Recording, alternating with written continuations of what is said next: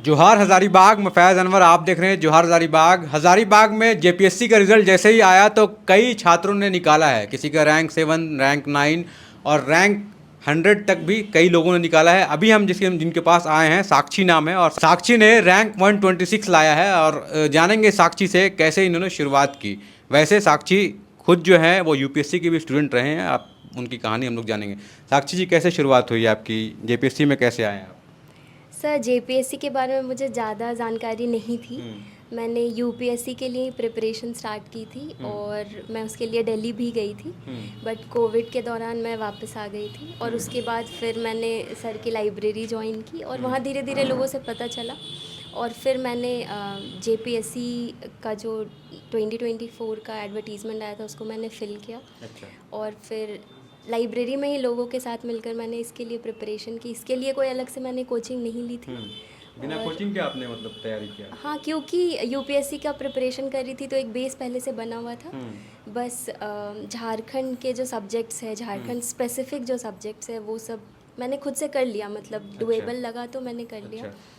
और फिर मैंने फॉर्म भरा और धीरे धीरे चीज़ें बढ़ती गई, तो होती अभी गई। क्या आपका यूपीएससी का क्या मेंस वेंस दिया आपने, क्या हुआ? नहीं, मैं उसके प्रीलिम्स को क्वालिफाई नहीं कर पाई हूँ अभी तक। अच्छा।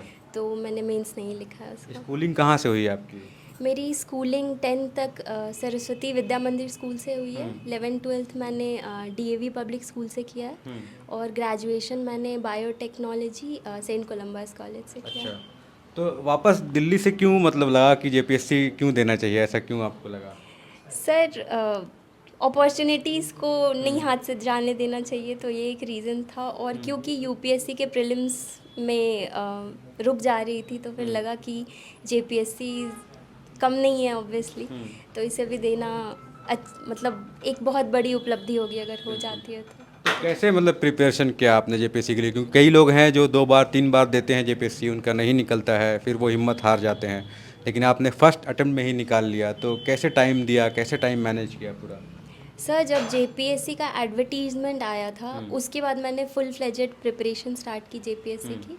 और मैंने बुक से ही किया, बुक से, दोस्तों से मॉक दिया और पीवाईक्यूज़ पे मेरा ज़्यादा फोकस था और इस तरीके से मैंने प्रिपरेशन की। मतलब कौन सा सबसे टफ पार्ट लगा जेपीएससी का?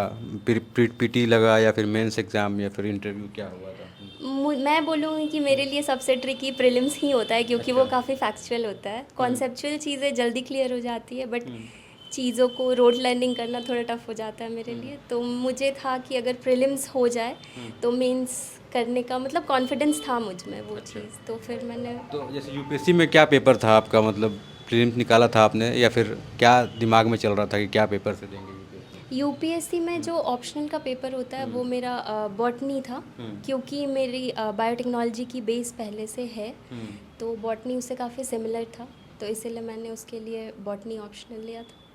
मेंस जब क्लियर हो गया था तो उस दौरान इंटरव्यू की प्रिपरेशन कैसे कर रही थी आप? क्या लगा था कि जेपीएससी आपके लिए नया था क्योंकि पहली बार जा रही थी, तो उस टाइम में किन लोगों से गाइडेंस लिया और क्या क्या चल रहा था दिमाग में?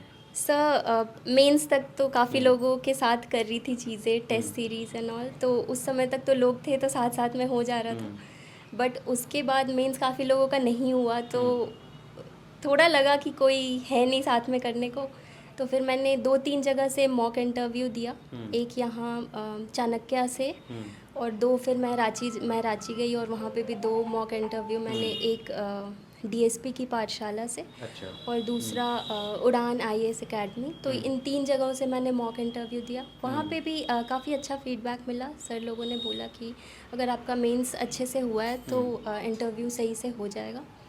तो तो मेंस में क्या मतलब क्वेश्चन क्या आया था जो आपको लगा कि टफ क्वेश्चन था, या सारे सवाल दे दिए थे आपने, सारे सवाल का जवाब दे दिया? मेंस में कोई भी क्वेश्चन छोड़ा नहीं था मैंने। अच्छा। हाँ, कुछ भी छूटा नहीं सारे था, सवाल सारे सही? सवालों के जवाब दिए थे मैंने।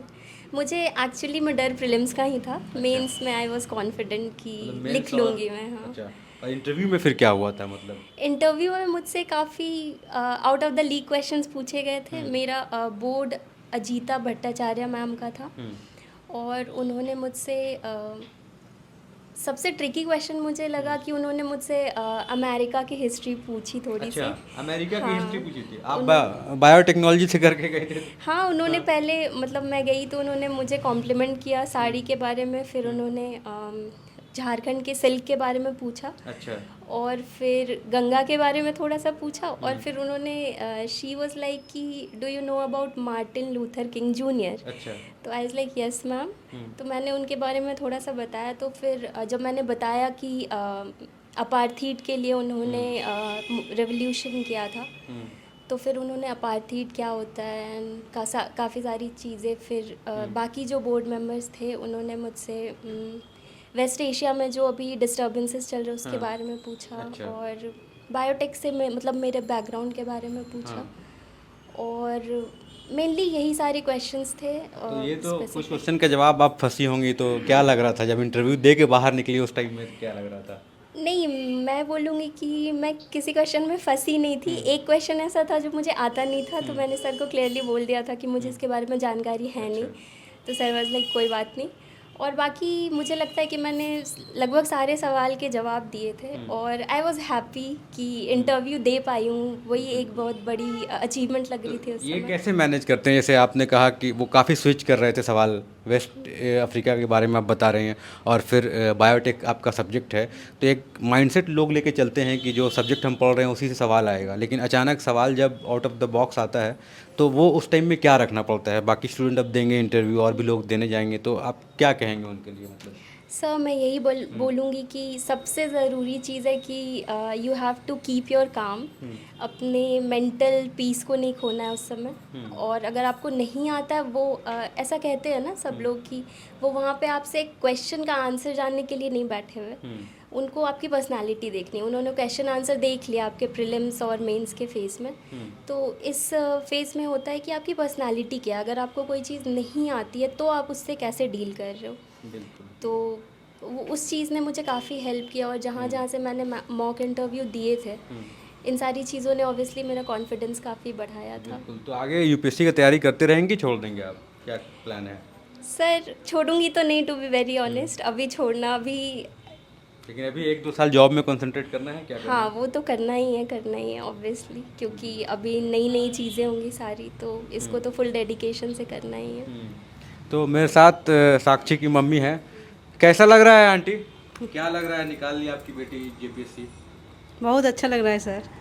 बहुत मेहनती लड़की है बचपन से ही first rank, second, third, fourth, बस यही रैंक लाई। पूरा तो टॉपर रही। बस टॉपर रही। तो आप लोग भेजे थे दिल्ली की यूपीएससी करने के लिए? हाँ हाँ सर। आप लोग का ड्रीम था कि हाँ, उनका नहीं, खुद का ड्रीम था? नहीं, हम लोग खुद गए थे वहाँ। हाँ। हम लोग सेटल करा के आए थे। अच्छा, एडमिशन करा हाँ, के पूरा आए थे? एडमिशन करा के अच्छा। बाजीराम में। वाजीराम में। तो इनकी मम्मी है, इनके फादर हैं। आप क्या करते हैं? यही दुकान है। दुकान है? हाँ आप बिजनेस करते हैं? हाँ। तो आप भी दिल्ली गए थे? नहीं, हम नहीं गए। तब मम्मी देख लेती हैं, हाँ, सब है ना? तो आप बताइए, आप लोग का ड्रीम था कि आपकी बेटी का ड्रीम था यूपीएससी करना? हम लोग का तो पूरा जो है किसे सपोर्ट था। सपोर्ट पूरा था? पूरा सपोर्ट। जो बेटी बोली कि हमको हाँ, ये करना हाँ। है तो आप एग्री थे, है जी, ना? जी। अभी कैसा लग रहा है? अच्छा लग रहा है। अच्छा लग रहा है? और बेहतर करना है ऐसा दिमाग में चल रहा हाँ है? हाँ हाँ चल रहा है? हाँ, चल है ना? रहा है। मतलब आगे यूपीएससी की तरफ हाँ। आप लोग अभी दिमाग है कि यूपीएससी की तरफ भेजना है ना? आप भाई हैं? नहीं, हम चाचा लगे। अच्छा, चाचा लगे। बगल में रहते हैं। अच्छा। हाँ, तो आप बताइए, आपके बगल की ही लड़की जो है जेपीएससी निकाली है, तो क्या? हम तो सब सुने सुबह सुबह न्यूज़, हमको तो रहा नहीं गया। हम तो समझ ही पा रहे थे कि मुँह निकाल ली। हम तो बहुत खुश हुए। हम अपने जितने सहपाठी लोग को बोले भैया बहुत अच्छा हुआ, बहुत सा न्यूज़ मिला सुबह सुबह कि मेरी भतीजी निकाल ली वीडियो। अंदर से तो मैंने कुछ बोल सब नहीं है जो हम बोल पा रहे हैं बढ़िया से। मैंने बहुत ज़्यादा खुश है। पूरा एरिया में बहुत खुशी का बहुत माहौल है ना?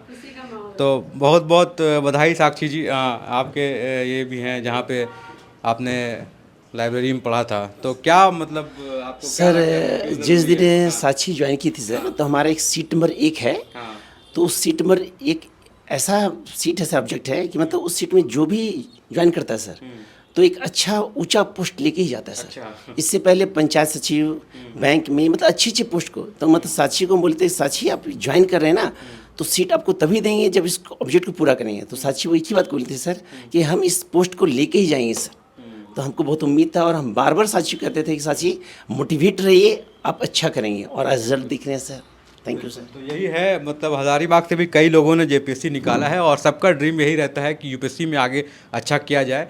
लेकिन कई लोग जो हैं इस नौकरी को पाकर सेटल होते हैं और अपनी ज़िंदगी को आगे बढ़ाते हैं, क्योंकि जेपीएससी में बहुत कम लोग निकालते हैं। अभी तो 300 कुछ पोस्ट था, 302 पोस्ट था, उसमें लाखों लोग जो है वो देते हैं एग्ज़ाम, और अभी भी नया नोटिफिकेशन आएगा तो एग्ज़ाम देंगे।